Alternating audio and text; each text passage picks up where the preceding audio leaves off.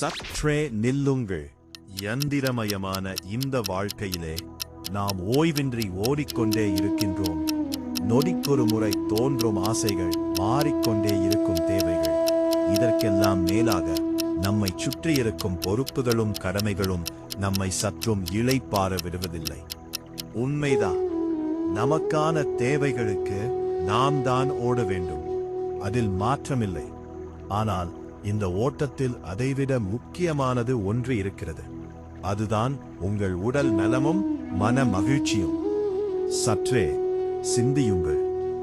ஒரு நாளில் ஒரு முறையாவது தனிமையிடாம் இயற்கையோடு பேசுங்கள். மொட்டை மாடியில் நிலவை பாருங்கள். ஆற்று மணலில் அமர்ந்து அந்த அமைதியை ரசியுங்கள்.